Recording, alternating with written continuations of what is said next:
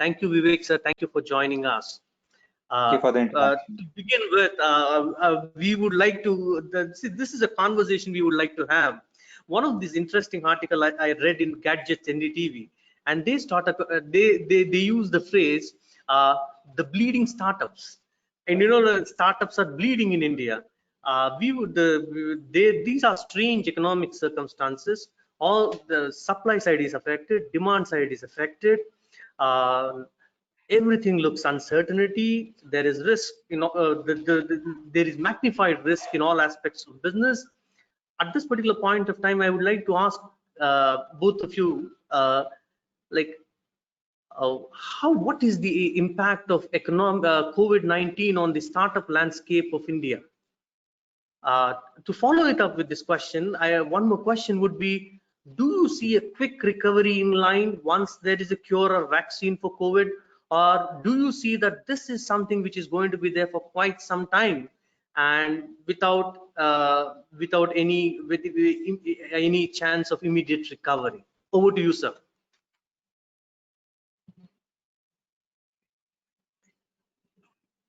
Amit, you want to take this first?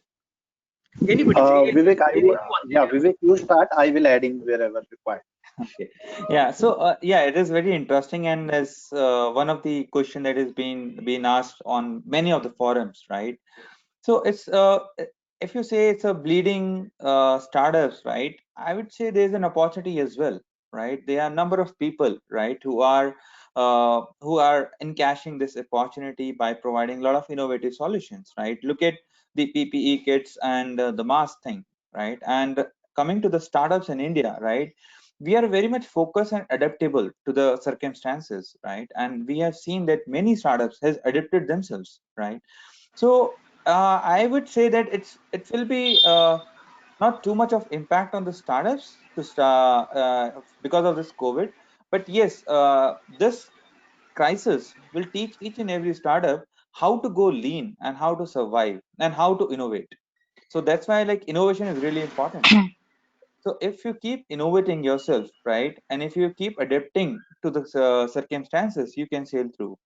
And second, about the whether this scenario is going to be soon over or not, I think according to my experience of last 2-3 months and talking to our clients who are startups now, they are now used to it, right? And they are adapting themselves, whether the medicine will come in 2 months, in 2 years, or 2 weeks, right? So yeah, so there have been strategies been molded, but they're ready to take on the anything which is comes up. So I am very much confident about Indian startup scenario that there won't be much impact. Of course there will be an impact, but there is always a way through, and which can come through from innovating their strategies. Amit? Yeah, sure. I have a similar view what Vivek said. However, what I will say for the last 3 months, where the startups who had raised fund, considering that they will be able to survive for, let's say, longer period, let's say 12 months or 15 months or 18 months, they face lots of difficulty in survival itself because the fund was raised considering revenue and the expenditure, while the sales was negligible for most of the startups, while the expenditure was same. So that's why their expectation of a monthly burn is being changed, and their cash flow has impacted very badly. So the only reason is that there was no consumer there.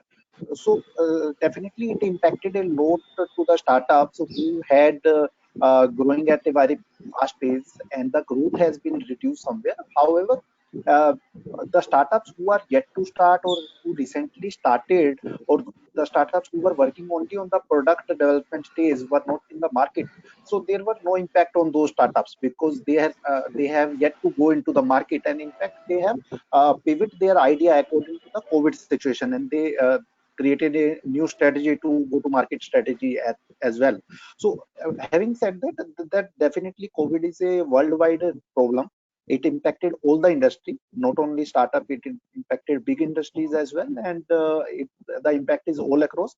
But definitely, as a startup, the startup keeps struggling with the problem day in, day out. So that is a very common thing for a startup. The first thing which we teach to the startup is that there is a lots of struggle in your life, and you will have to manage that. So startups are very adaptable to that, and I personally feel that they will overcome with this situation very soon, and we will come back. But definitely it will take another 6 months to come back to the normal. So every startup will have to make a plan till December, that how to create a survival plan, just like Vivek mentioned that they learned how to work in a lean methodology. So that will be the future for next 6 7 months. And once the economy will be back to his track, so they will start getting the same kind of revenue from the customer. The economy will be start circling the money with each other. So I personally feel that it should come back in 5 6 months time period. Okay. Thank you, sir. I would like to continue with one more question in this particular scenario. Will it drive away? What would be your words for somebody who is interested in starting up his business now? Do you say go ahead if you believe in your business, irrespective of the environment around, or would you suggest wait there for some more time? There are there are changes happening which could also be permanent and structural, for about which nobody can do anything. Wait for some time before you start off any business. What would be your say? Go ahead, start your business if you believe in it, or wait for some more time if you want to put in your hard earned money.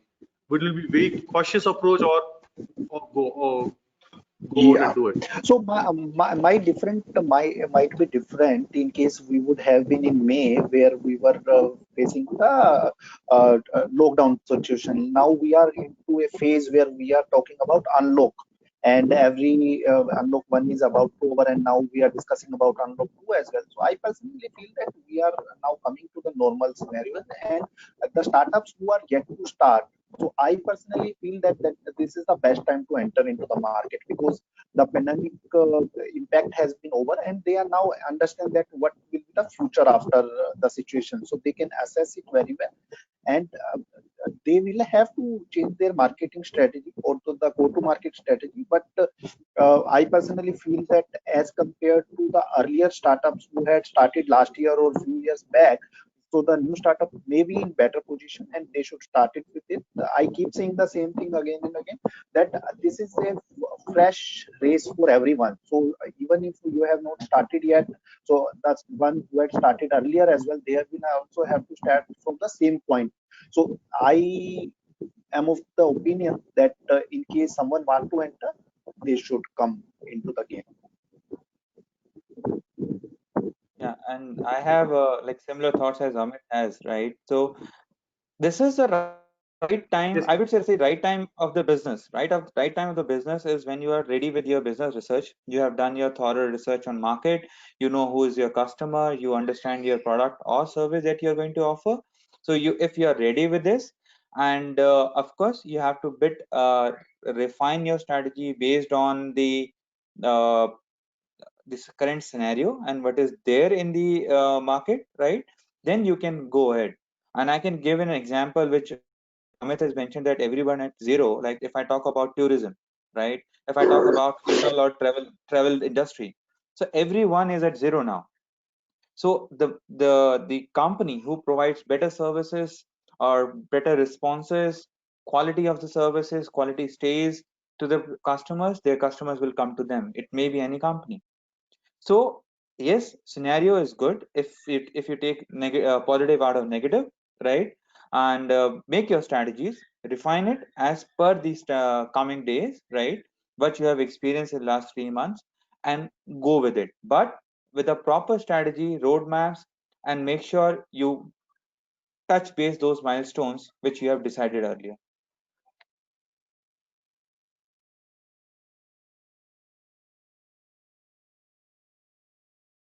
Faculty members has asked, it has prompted me to ask you as both of you as of now, success in startups, what do you call the drive towards startups is all defined by valuation, market valuation. Do you see that changing now? Do you see the focus getting back to do you see the focus getting back to immediate revenues rather than valuations, what startup business and success in startup was all about?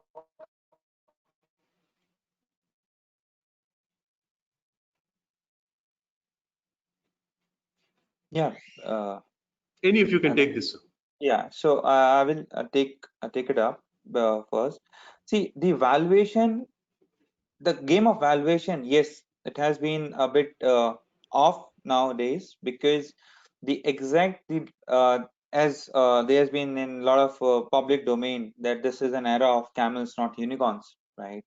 So this is startups should think that it's not the valuation game than a sales. They should have profit margin, they should have some profit. I'm not saying that they should have a good profit, but they should have a profit, right? And then they can go for the valuation.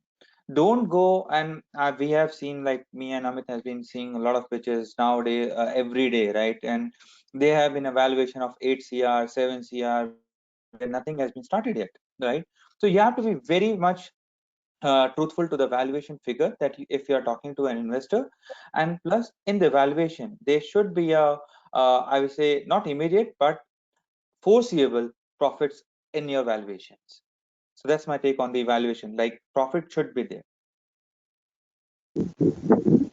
Yeah, so I would like to add something here, because as I mentioned for the last question, that now the revenue is zero for most of the startups and everyone is starting afresh. So now the situation like revenue multiple or the top line multiple might become history, because earlier the focus of any kind of investor was to increase the top line.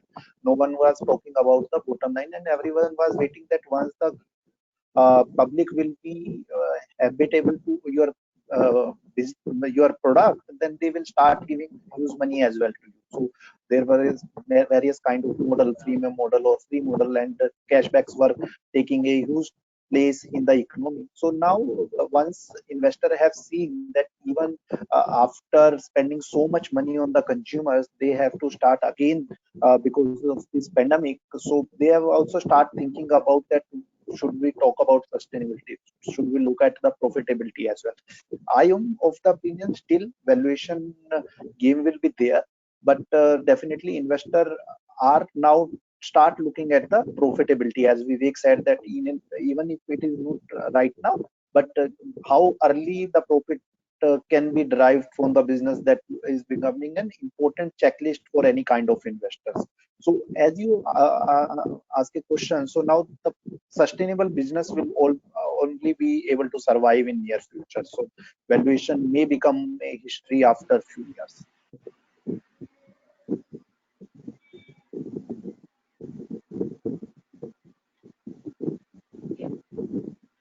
Yeah, that's what I would like. Very informative. Your response was very, very informative. It's greatly appreciated. It's greatly appreciated. One more question we would like to ask you is, you have handled many startups. I think that's your job. Like, that's the kind of work you do, Correct. handle startups. In, Correct. Both in of your us keep doing idea, that together. what are the key differentiating factors? Yes, yes, sir. I have read about startup, but yesterday whole night I was reading about what you do and your clientele. And one thing I understood is you must have seen success and failure in a startup, which most of us would have never seen. From your idea and your experience of handling clients, what are the key differentiators which make a startup success? Or what are those factors which contribute, otherwise result or contribute to a failure of startup?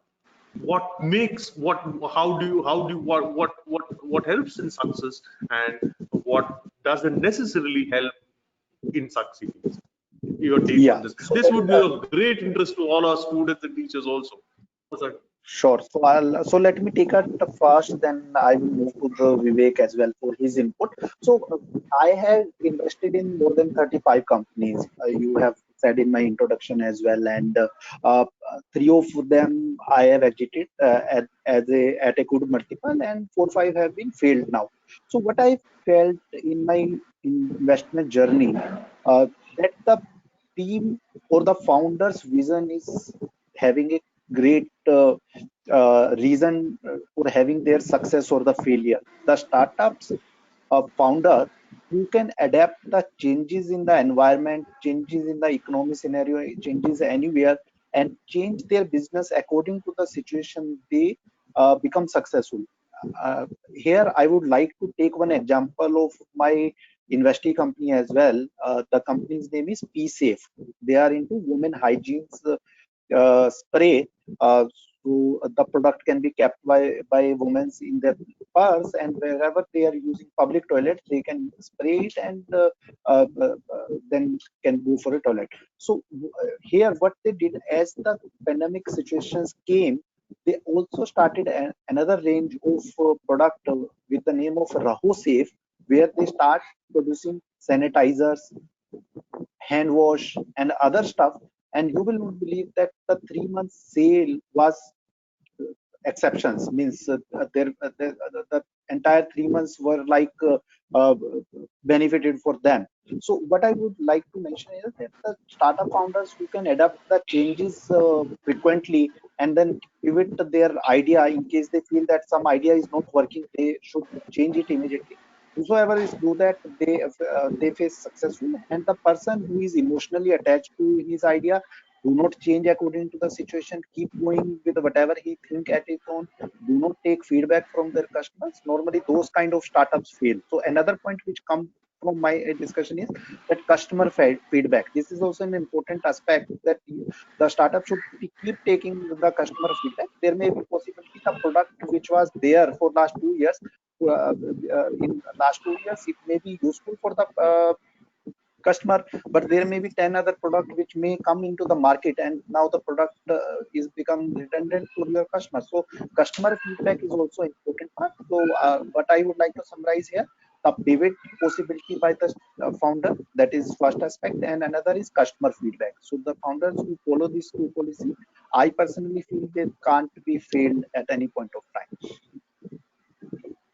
Yeah. And Vivek sir, would you like to take this? sure. And I will like give you the words which a founder should require to sail through, right? And which will not let founders to fail, right? The first word is it should be agile. You should have an agility, right, to quickly respond to the things which is happening. As Raho Safe, like PSafe moved to Raho Safe, right? You should have an understanding of the market. Where is the market going, right? You should understand the market 3 months before, right, or 6 months before. You should have this kind of thorough knowledge of the market and your product as well. Then you should have a focus. At times we have seen that founders are doing one thing. Like, we were mentoring a startup. He was into uh, providing AR VR education solutions. Suddenly he's shifted to service stations, right, without any consultation. So it's just the moving of the focus. When you see that I can get a money there, right, let's change the focus, then this means that you're failing, right? And the second and the part that Amit mentioned. See, I always say this to the startups, like, even if you are a product or you are a service based startup, cost service matters. Even if today I buy Apple and Apple is not provide me a good service, I will not buy Apple, right? Remember these Oppo phones and the other Vivo, right? People not used to buy them, but they have open service centers everywhere. That's why they started opening it. So it's a service which really matters. Understanding your customer is really matter. And the whole thing, the last word of these things which I always get into is innovation. So if you have an innovation in your strategy, innovation in your focus, in understanding, in agility, right, innovation in customer service, then there is no way that your startup would fail. So these are the words that if you pen down, read through every day, and observe that during your working, it's a very less likely that you're going to fail in startup. One question I would like to continuation to this is failure, sir. You did not speak about failure. What are those? This is not going to work. This is not going to work. You are kind of, you say this is a strict no. Those things in a startup which I think will not take you anywhere forward. mentioned that Amit sir, if you're yeah. So I'll just briefly take yeah, it up. anybody say, Starting. anybody say, Yeah. anyone. So as I mentioned that if you're Yes, losing sir. your focus, right, then it's a big no that you are going to fail for sure, right? If we are not able to adapt to the market needs, that is understanding the market, then it's a big no. We have a big example of Nokia, right? Nokia was a big company, right? They didn't adapt to the market needs. They are we don't see a Nokia phone today. When I started my college in 2000 2001, everybody used to have Nokia phones, right? And second, most of the startup or those startups founders who are running after the investor money to have a runway, right, instead of scaling up. See, people say that I need 6 months of runway to survive. Don't count on investor for your survival. Count on investor for your scaling up. Make yourself foundations, make your foundation so good. So coming to the failure part, if you don't have a strong foundation, if you don't have good focus, don't have a good understanding, it's a big no-no for a startup. That it's very highly unlikely that the startup will succeed. I think I'm able to correctly answer your question. Yeah, Vivek. So what I would like to add here, that I personally feel that there is no word called failure in the startup journey. So everyone who had started a startup, I personally feel that he becomes successful at very first stage. But the journey of different founders may be different from each other. Some may survive for the 10 years, some may survive for the 3 4 years, or maybe lesser than that, and it always depend upon the various situations. So still, in case they will be able to understand and adapt the market need, I personally feel that they never be a cold fail, at least means to the product side. And the statistics says that most of the startups start creating a product which market do not need that. So most of the time, people like startups focus on their solution which they want to create, but they never understand the problem as the way they should understand. So the basic focus which a startup should do, they should focus on the problem first. They should understand that whether this problem is big enough so that the scalability can be come into the business. And once they are clear about the problem, they should go for a solution, and they should understand that at what price this solution can be given to the large public, and whether the customer are ready to pay that price or not. In case they will be able to answer these questions and will crack the answers, I personally feel they can come up with a very good product. And ultimately, product is something which will create a success in the startup, and the customer is king. So you will have to hear the customer and will have to create a product as per customer's needs. So these are the basic fundamentals. In case startup will be able to focus on these fundamentals, I personally feel that they can move very long. Vivek, would you like to add Question something about here the again? business you have. No, Amit, I you have taken the optimistic way, and I have taken the I would say digital way. Right. So it's both things are good, right? But thing is that it's all about learning, right? Uh, at the end, it's all learning. Yeah. Yes. Oh, one question I would like to talk about the company in which you invested or your company helps them is P-Safe. This is a company, and the very first impression I got from it is this looks really promising. Whoever he is behind this, this person has got a great product. This person looks to seem to have the outlook, which is evident from the way they are presented and everything. And the other, but one question I had in my mind is how do you support explicit branding when you say P first, because for the people who are listening to this conversation, P first manufactures personal hygiene products for women. This is the first time I have seen a brand go off late with explicit branding, wherein the use of a product is explicitly presented, and it's a personal hygiene project, and you have projected the name of the product, the use of the product very explicitly. Did some thought process go into this, or how did you come up with this, or it was the choice of the promoter, or how did it happen, sir? If you want to answer this, you can answer. We can.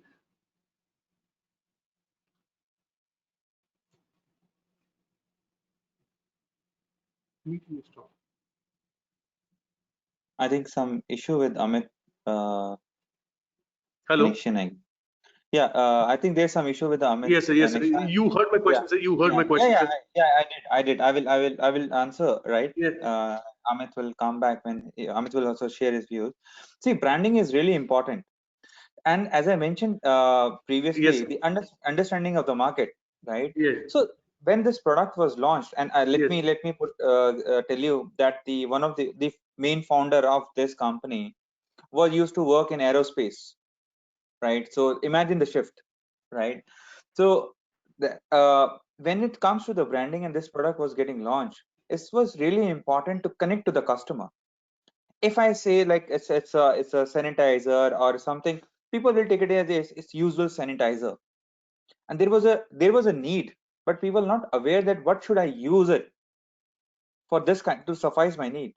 So that's why this product has been launched with this kind of branding, that the moment it comes, it's been visible to the customer within seconds understand, yes, I need this product because this is my need, which is written on the branding. So branding is a very thought process, right? And every company should do a good branding exercise before launching a product. So that's my take on the branding, and I hope that I able to answer your question.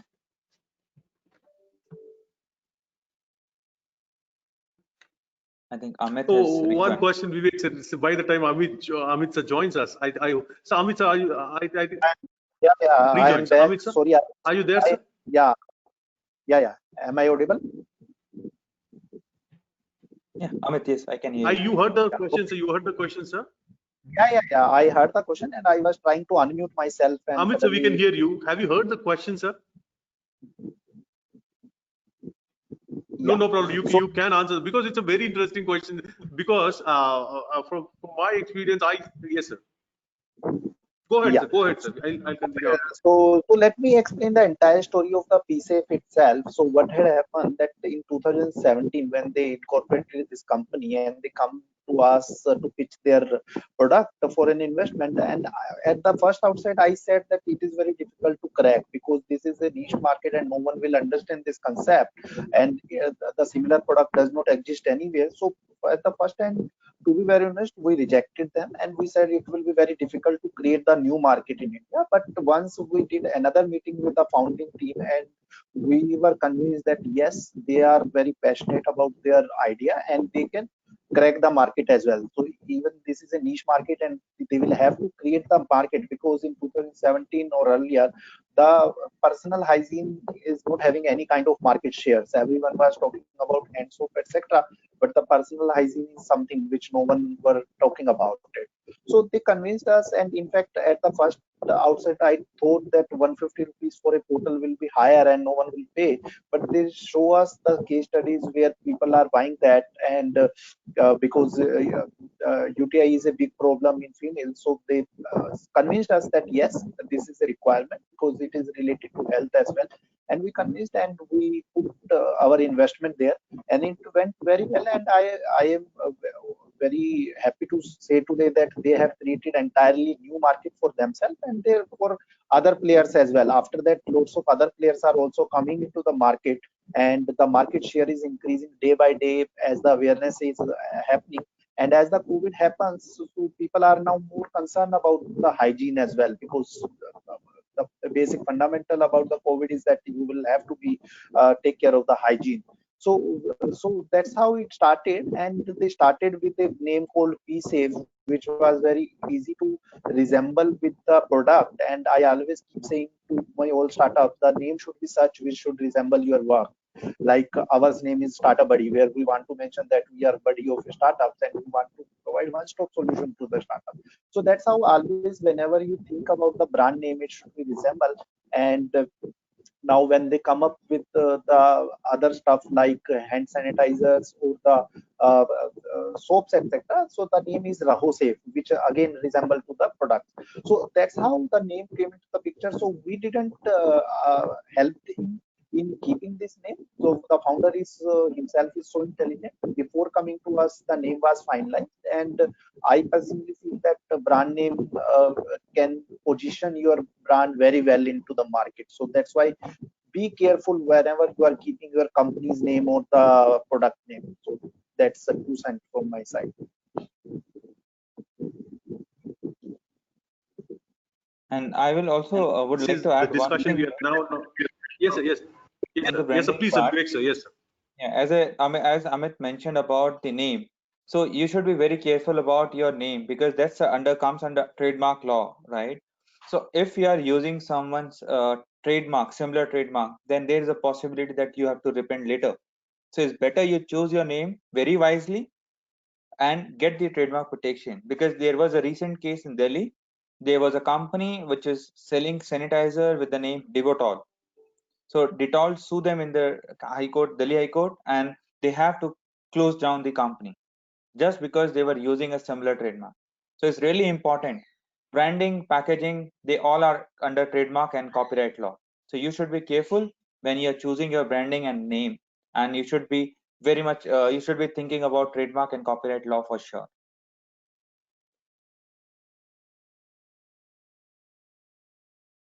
Be safe. I promise you, we will have our Sir, students look at this case next year in the marketing, because because this is where explicit branding is now happening. No company has kind of come out with a name which is as explicit as P Safe, which is and we would like to take up, because what would happen to great interest to all of the field of marketing and branding. Okay. sure. My So I information to would like to participate.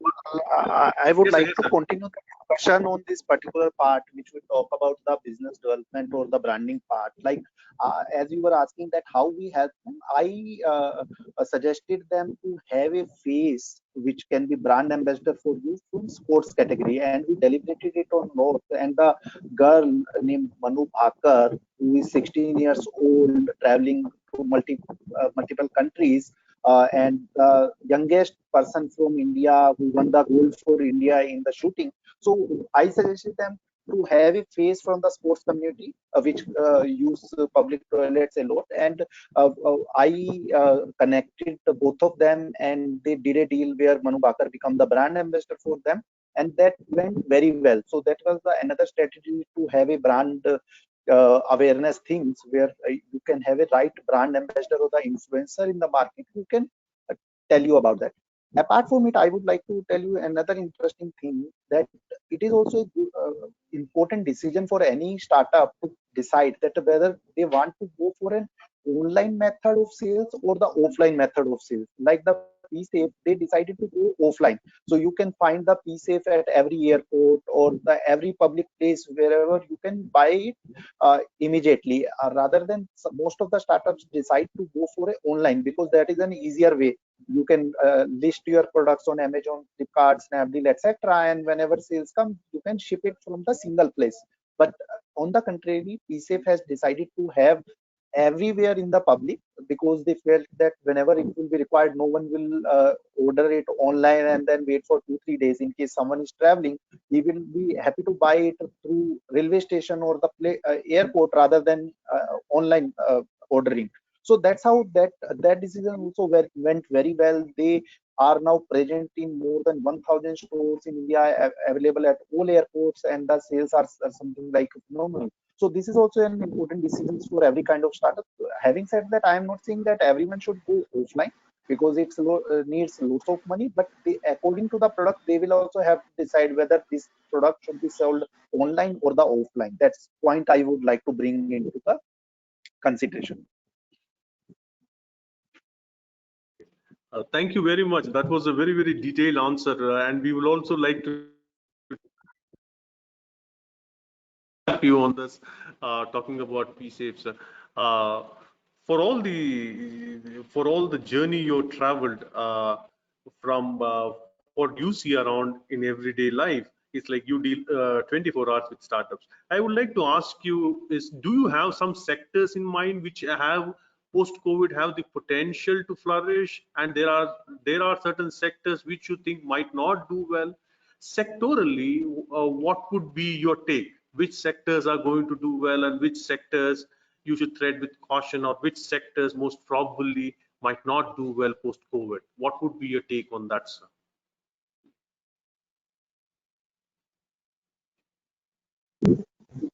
So let me take it up first, then Vivek can add on there. So I personally feel after COVID-19 pandemic situations, what we have learned from it, that the technologies companies are those companies where there is no impact of COVID as well. I have multiple companies in the technology, and the sales have been increased in case of COVID as well, because the people who were deferring their technology part, they are also adopting now, because most of the companies are working from home, or they need technology to control certain things, or they want to enhance their capability, etc. So technology is something, it is sector agnostic. Again, technology can be anywhere, and can fit into the any sector. So technology is something which will be survived, and we have seen the valuation of a Zoom and other similar products, where even government has come up with a competition where they say that we are looking for similar kind of product made in India as well. So technology is something which will have very positive impact in the consumer as well. I personally feel that the health product will see a positive trend, because of immunity boosters kind of product, or any kind of similar product which directly related to the health of a consumer, they will have positive impact. And the social distancing part, the, the any kind of processes which will increase the social distancing, they may also have a positive impact. Otherwise, 50-60% sectors are those where there will be no positive, no negative impact on the COVID itself, like essential goods, fashion, clothing. They will have neutral impact. Very few sectors will be there who may have negative impacts. That may be traveling for the shorter time, maybe hospitality, maybe similar kind of stuff, where people will not try to use it for next few months. So it's like similar to Amit's opinion. So there would not be a much impact on the industry as per se, right? And this is a temporal effect which we are seeing in the industry of any sector, right? And sectors who have seen a very jump, like high jump, is like healthcare, hygiene, right? And digitization, automation, and edutech, right? Everything which has been provided over digital platforms, right? They are seeing a lot of hype, and plus other startups which other sectors, right? For example, like tourism and travel, or like manufacturing. So they seems to be like sail through, and they won't be much impacted. But yes, I think it will be a temporary dip, but I don't think so there would be a permanent closure. We can see a lot of closure, we can see, right? But yes, there would be some closures, but which anyways happens, like as we are saying that because of COVID, this much of deaths are happening every day, right? But if you see, go back and see the data, like even people from heart attack or cancer or diabetes are also dying in the same numbers before COVID came in. So it's a similar thing that, but yes, this is a kind of a temporary pandemic, right? So it's, we have to sail through, but there won't be a much impact in the long run.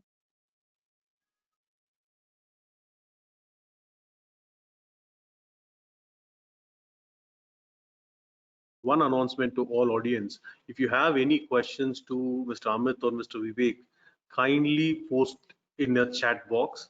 We will take it to them, and they will then answer your questions. If you have some questions, kindly post it in the chat box so that they can take that questions. So one more question which has come up with one of our faculty member, he would like to ask you this question is, uh, does post-COVID, what could be the work culture of startups? Is it mostly remote?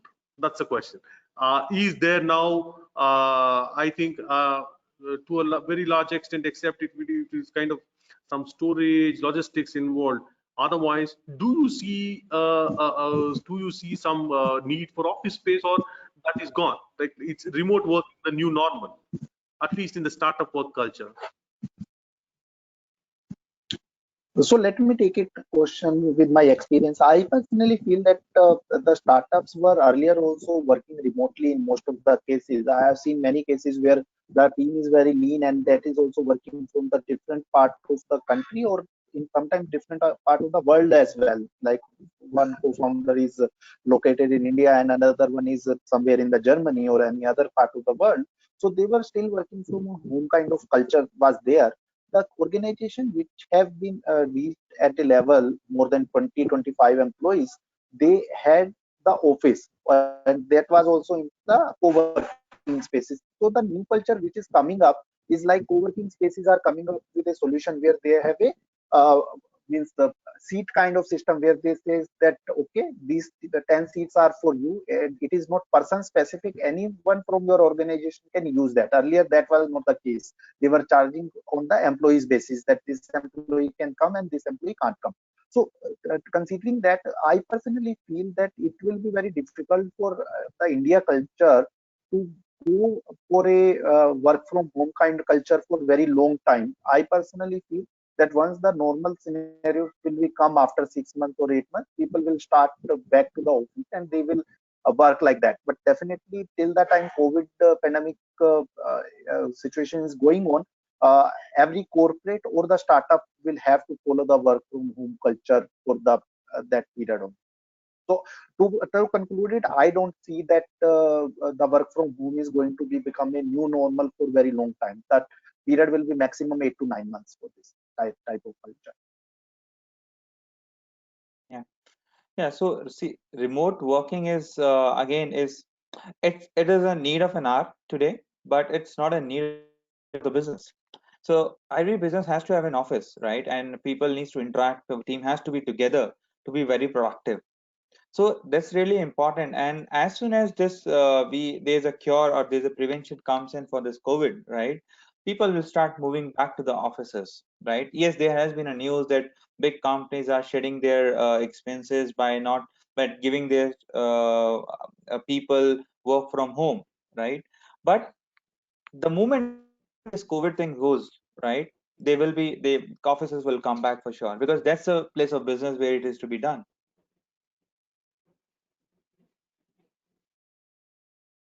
That's one question, because that's one question which is now being debated in academic institution, because we are also now being asked to work remotely, wherein, for the first time, teachers who have never ventured into online teaching are forced to venture into online teaching.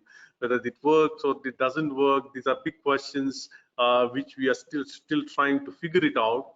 But when we see some reports which say that remote working is going to be new normal because it's much more efficient, rather than having a building an office space and asking people to come there, because especially if you're working having a startup at some place like Chennai, Bangalore, or for that matter in a big city where real estate prices are very, very high, where people need to commute to very long distances, people say that might not be a very, very efficient idea of having an office, and this is much more efficient.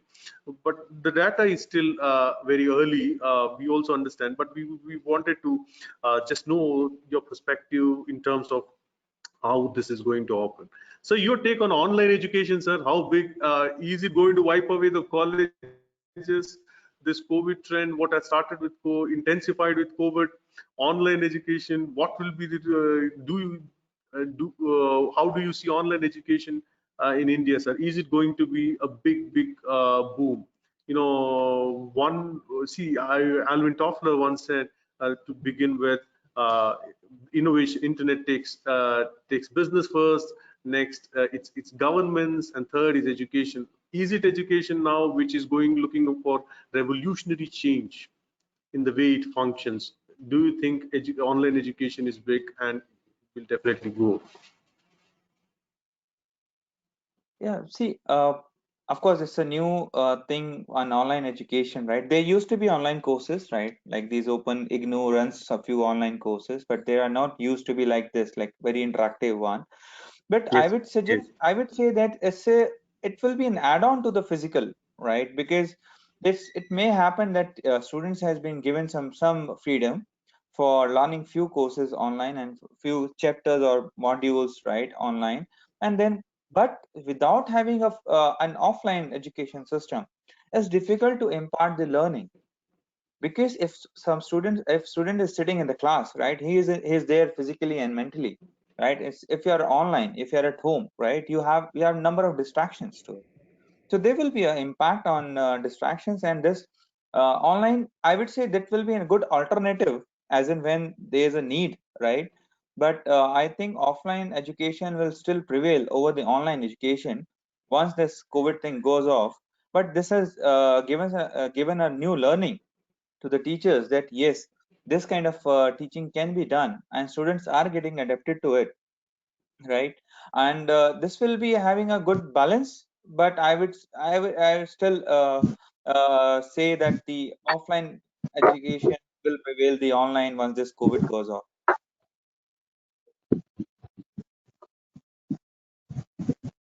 So Like to I take that have, question. means I would like to add somewhere here. So basically, I echo what Vivek is saying.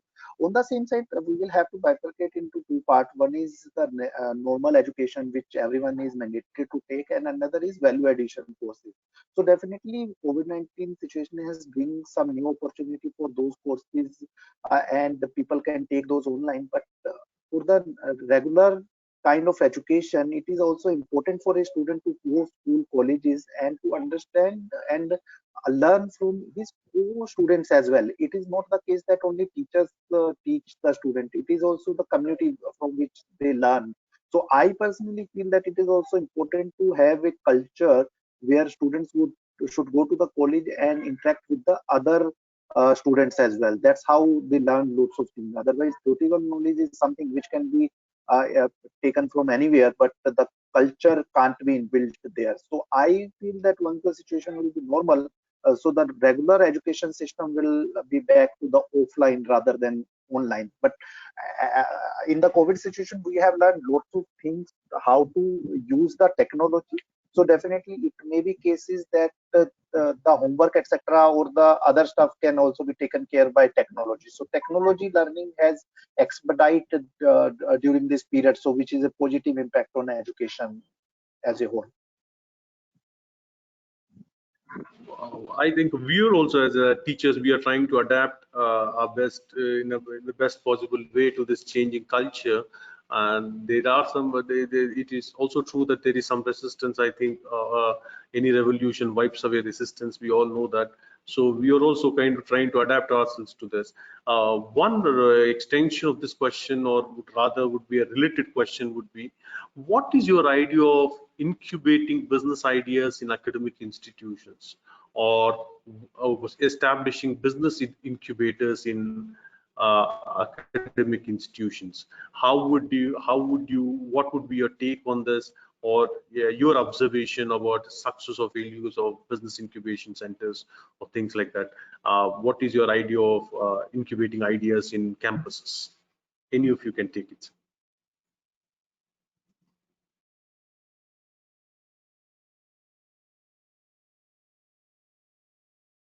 Yeah, so see, it's a very good idea, and I always advocate on this point that there should be an business incubation center in the colleges or campuses, because see, if they like students, right, they have the only work that they have to do R&D and thought process, right?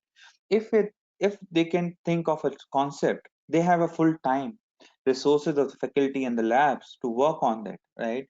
And if there's a new incubatee is coming in from the outside and become an incubatee in the business incubation center, students has a leverage to work as intern or learn with the startups or the business things or the technology things in it, and there's a possibility that they can be partner with. So, and plus point for the startups who is getting incubated at the campus, they can have these students as their interns at a very less cost of an employee, right? And these employees have the only time to do research and study, right? So it's a very good combination, and I always advocate that there should be incubation center in each and every campus, right? But things should be followed very strategically, like this startup, which kind of students they need, right? All these things should be there, and there should be a roadmap to bring us success in the incubation center, which is win-win for students, faculties, campus, university, and startup. Absolutely. So what Vivek said, I would like to add here, like the universities or the college have a huge resources and they have lots of faculty members who can help startups in various way, and startups can also help the students of institutes very well, because the entrepreneurship is definitely going to become a new normal. As we started in the beginning, that the economy has a slowdown and the employment will be a challenge for the near future for the students. So definitely, the MSME or the startup will play a very significant role to boost the economy back on the track. And we need lots and lots entrepreneur in place. So definitely, in case there will be incubation center in the institute itself, it will be a complementary kind of a situation where both institutes and the incubation center help each other in Venice place. So I am totally in favor to have a business incubator center in the educational places. Wow, we'll take one or two questions from the audience now. One question is, I'll reframe it for you. Uh, what about profitability in COVID times? Is it going to be affected? And businesses should be prepared for it. Profitability is going to take a hit. And the second question is, will quality be of greater importance to customers? Would quality, will quality become the most important aspect on which customer makes their decisions? Two things. What about profitability? Will quality be all important?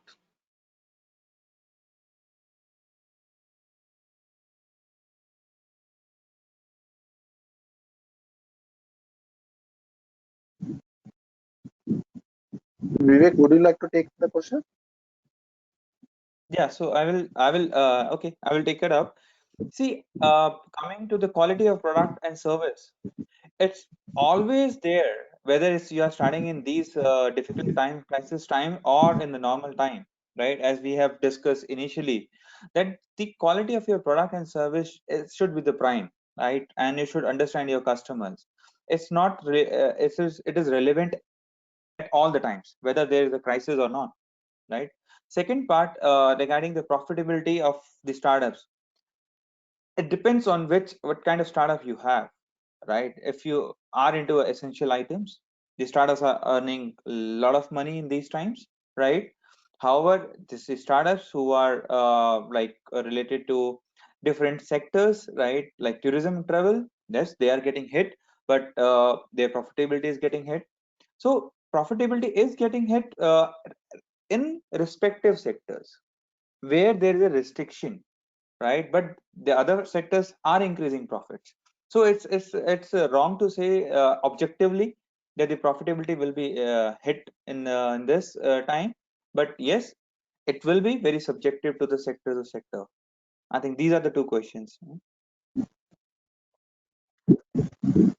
So basically, I would like to suggest here that the startups who are already into the process, they should try to preserve cash as much as possible in the difficult time, because definitely in case your sales is less and your expenditure are on the same lines, then definitely your profitability will be hit. So preserve as much cash as much possible in the difficult time. So that's what my suggestion.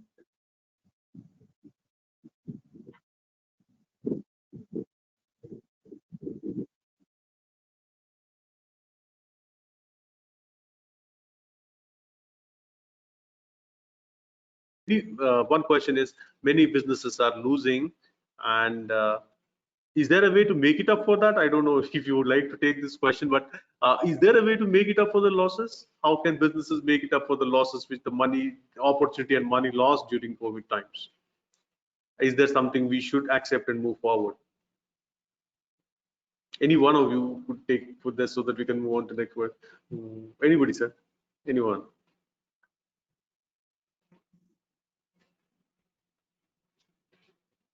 Okay, so see, make it up to the losses is, I would say, difficult, of course, because things are gone, but you can utilize this time, right, to innovate your strategies, right? You can see how why you suffered losses, right? Of course, because of the lockdown and restrictions you suffered losses, but there might be other reasons as well.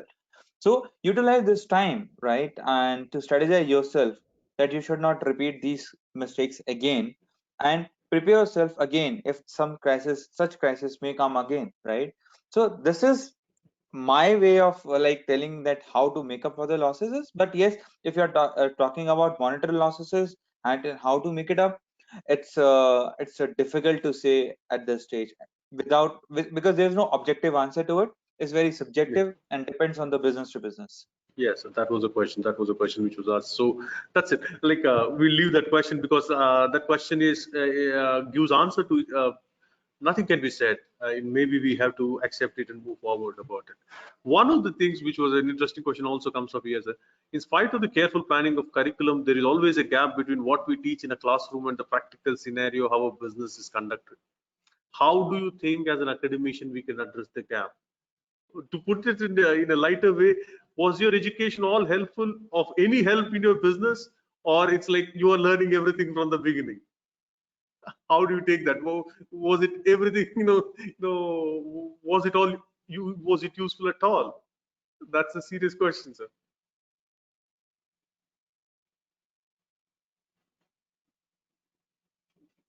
uh, yes, it's a very difficult question and very difficult to answer here, right? Because see, our education system, as I talk about, it's good, right? And things are being what we've been taught are getting implemented in the business ideas and the concepts, right? But coming to the practical aspect, right? What I have observed, and this is my personal opinion, and while working with the universities or colleges before, right?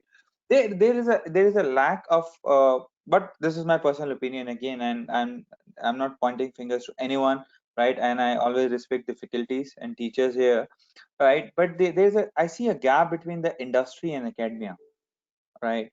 And I always give a strategy to students, right, and the faculty as well, that there is a possibility to develop a good bond between industry and academia within the area nearby your campus. So if for example your campus, right, they must be having industries around. So why can't these students can go to these industry, take the problem statement, come back to the university, solve that problem, file the patent application, and go back to the industry with the patent application and business proposal. In this way, your learning from the like your learning will help you to run business. So this is a simple example which I always give, right? And people, and there is a good example of Gray Orange, right, which is a robotics company. So if you can read about it, these students went to a company, saw a problem, came back, filed one or two patent applications, started with the company and selling to those industries where they did internship. So there is and like to answer in one line, yes, the education is helping, but to improvise into the business aspect, it's high time that we should have a very good interrelation between industry and colleges. Sir, your take on it?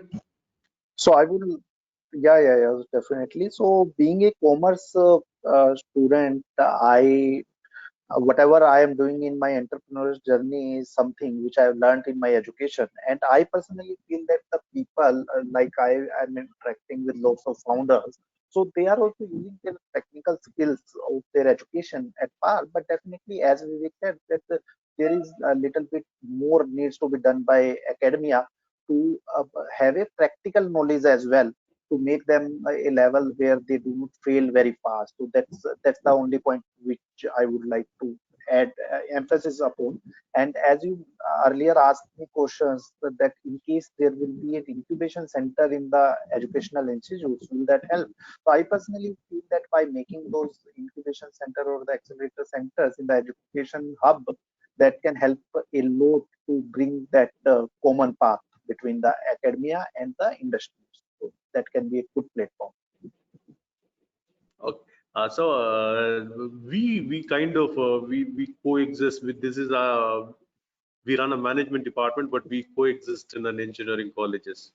What are the technologies which are kind of promising in the near futures, which is going to revolutionize maybe the way we live, we work, and go about with your life? What are these revolutionary technologies which are going to come up, which can alter the face of the face of reality?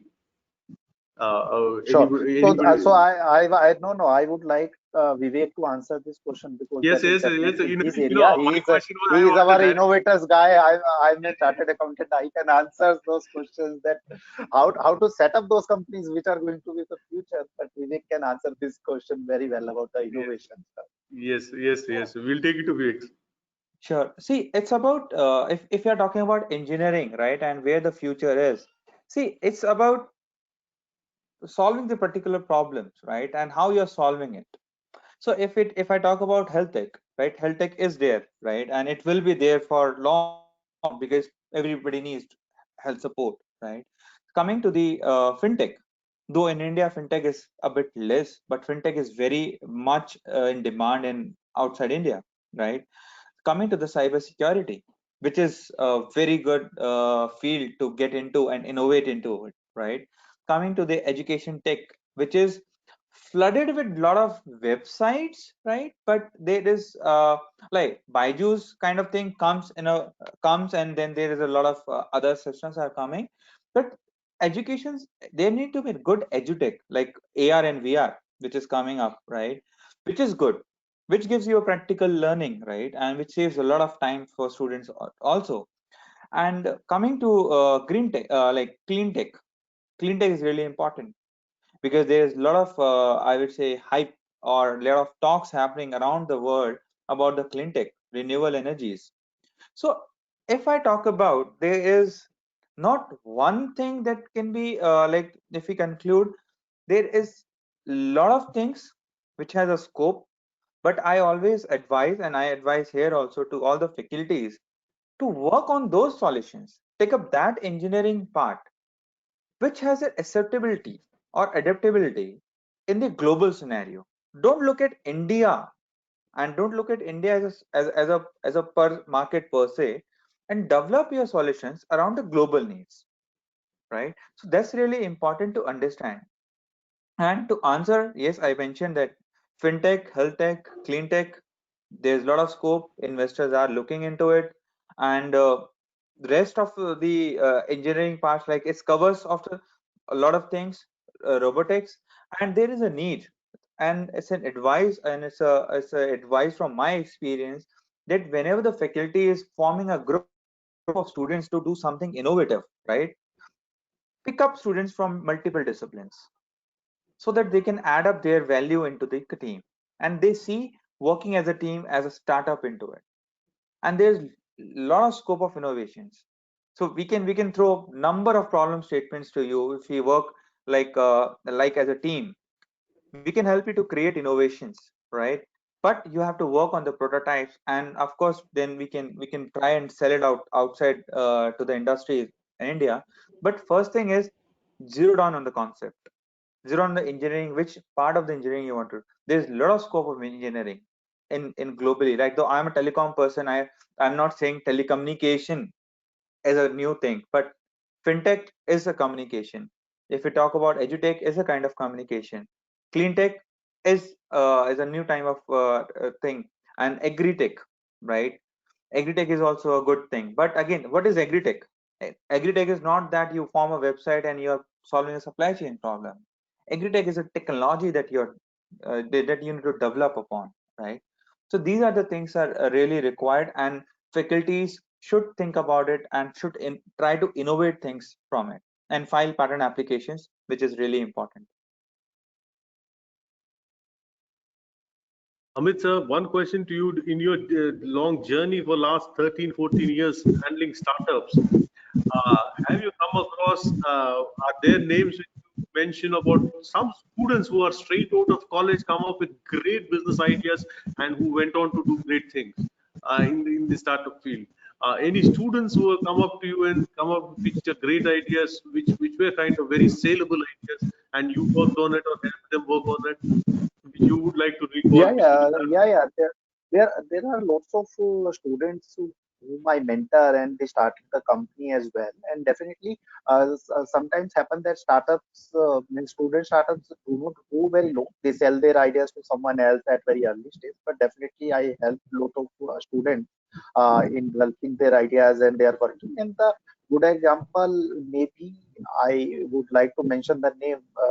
Lovely Professional University from Punjab, where lots of students are in touch with us, Vivek and us, and they are creating very good stuff. Like someone is creating a specs where you can see the movie from the specs itself, and they are into the market.